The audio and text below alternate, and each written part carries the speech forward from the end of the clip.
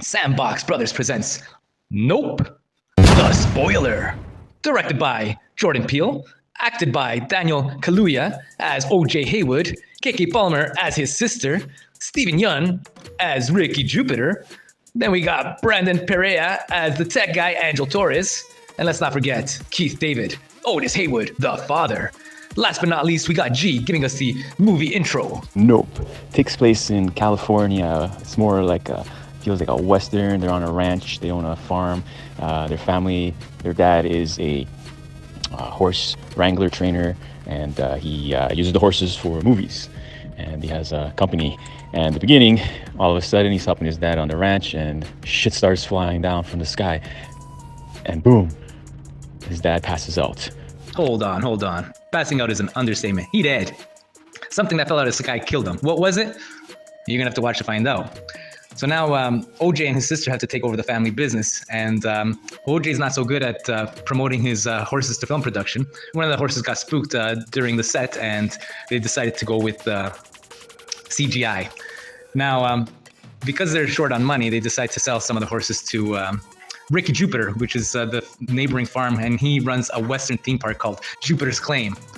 When they get there, it gets pretty interesting. They go and meet their local neighbor, town attraction, rodeo-ish style, Jupiter, and selling horses, like you said. But that's where we find out when he was younger, he was a child actor on a show, Gordy, where they had a chimpanzee. And one episode on his birthday, they describe he went crazy. He had enough and destroyed the whole set. And it was a massacre. Later on that day, though, he was at his farm in the evening, and he was just chilling, and he heard commotion in the barn.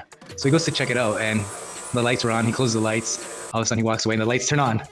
So he's like already freaked out, and he sees like this little creature come out of the shadows. He's like, nope.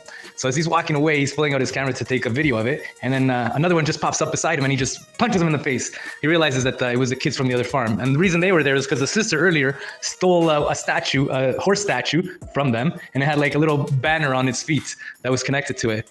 So that's why they were there. But as the evening went on, OJ realized that there was something in the clouds, and he started looking at it, and he followed it to the next farm. He knew there was something there. It was like a UFO. So he tells his sister, and that's when they decide, let's go grab some high-tech cameras because they want to get the Oprah shot. yeah, so they get all this high-tech equipment, but the spaceship is smart. It has an electromagnetic field of a range, so cameras don't work, and batteries, everything gets shut down. It fucks everything up. But as he goes to the farm, that's when the show is on, and the show feeds the horses to this mother thing that sucks it up. But the horse is called Lucky, and the horse OJ sold, Lucky's smart. He says, fuck that, I'm not leaving, I'm not going out. He stayed put. And everybody's like waiting for something, and they're all looking up. And as they're looking up, the fucking alien got upset, the alien spaceship, and he said, fuck you guys. And it fucking sucked everybody up its alien ass fucking intestine, and everyone is screaming.